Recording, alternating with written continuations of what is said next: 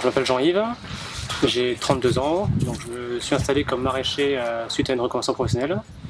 Et donc à la suite d'une formation, on va dire théorique pendant 1 an, je suis venu sur l'espace test de Saint-Caprais pour approfondir ma connaissance du métier et développer mon entreprise. Ce sont des structures qui ont pour but de permettre à des créateurs d'entreprises de s'essayer un métier, de voir si ça leur correspond, de voir s'ils ont la capacité physique et personnelle de supporter le travail, et ça leur permet également d'être encadrés pour développer la clientèle et d'avoir des bases de matériel sans avoir à investir dans, par exemple, de l'agriculture, dans les serres, le tracteur et le foncier notamment. Donc ici c'est un projet qui est développé par la communauté de communes Save-et-Garonne, donc ce sont les communes autour de Grenade.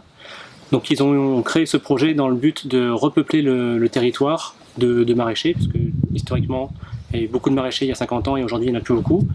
Donc ils ont développé et débloqué 1 million d'euros pour acheter du terrain, équiper le matériel et à terme former des maraîchers et leur permettre de s'installer sur la communauté de communes. L'objectif qui est écrit aussi dans les statuts de l'entreprise, de la société, c'est d'accompagner des jeunes professionnels dans leur cadre de leur création en vue qu'ils aient une activité pérenne, donc durable et sur le long terme.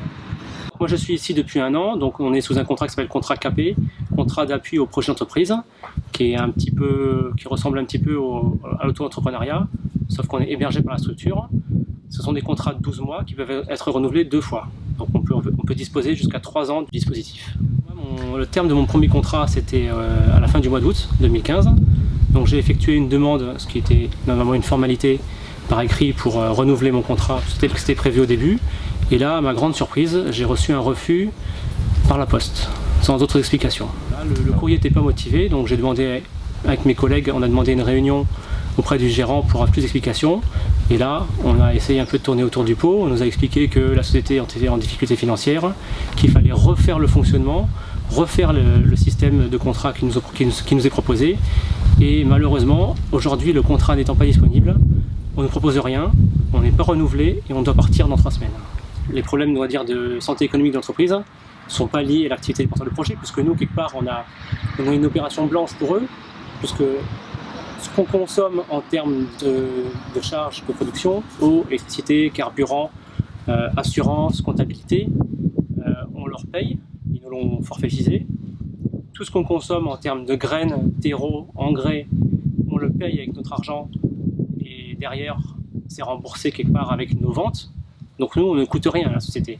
Par contre la société elle a fait le choix d'avoir un salarié à plein temps. Donc voilà, et ces charges de rémunération plus les charges sociales n'ont pas été budgétées. Et voilà, et donc quelque part c'est ça qui plombe le budget et qui déséquilibre la balance.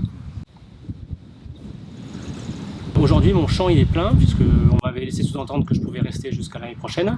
Donc comme ça avait été prévu depuis le mois de janvier, j'ai continué d'acheter des plants, j'ai continué d'acheter des graines, j'ai planté, j'ai semé, j'ai entretenu. Et aujourd'hui, tout est prêt pour l'été, l'hiver et l'automne et l'hiver.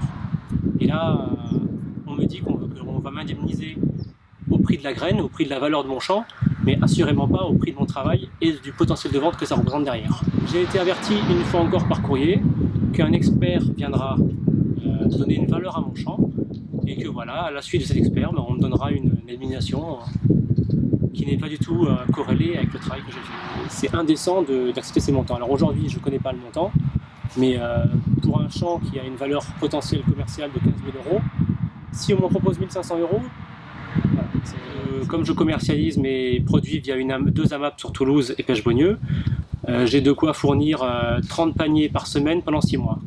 Donc ça représente ça 15 000 €. Le choix de vente, on est libre, c'est écrit contractuellement, donc là-dessus ils ne peuvent rien faire actuellement. Mais je pense qu'à terme, dans le nouveau projet de contrat, que je ne connais pas, mais on peut supposer qu'ils vont peut-être imposer aux gens de suivre leurs ordres, de vendre au marché gare par exemple, ou à des plateformes beaucoup plus grosses, à des coûts, à des prix beaucoup plus inférieurs. Et quelque part, voilà, il faudra faire plus de la quantité plutôt que de la qualité comme on le fait. Alors aujourd'hui, on a une pétition en ligne surtout, qui a recueilli plus de 100 signatures en moins de 2 jours. Donc c'est un sujet, la production bio et locale, c'est un sujet qui touche beaucoup de monde et les gens sont assez réactifs sur ce principe des pétitions.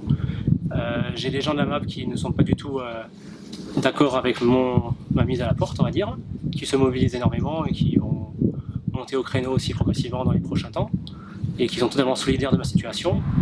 Je le précise aussi, on est 4 sur la structure, on est 2 à être mis à la porte de suite et les 2 autres vont subir le même sort dans les mois prochains. Donc on est tous très inquiets pour notre avenir proche. Les élus, les gérants, les responsables ne communiquent pas du tout avec nous. Voilà, ils sont même partis en vacances cette semaine. On peut les joindre éventuellement par téléphone, mais ils ne donneront pas de réponse particulière. La semaine dernière, on a eu une réunion. La seule réponse qu'on nous a dit, c'est « faites-nous parvenir vos questions par écrit ». Voilà. Donc la politique de l'autruche, qui gagne du temps, c'est le mois d'août, personne n'est là. Et ils pensent qu'on ne va pas arriver à avoir de soutien ou d'organisation en ce moment-là, mais c'est faux.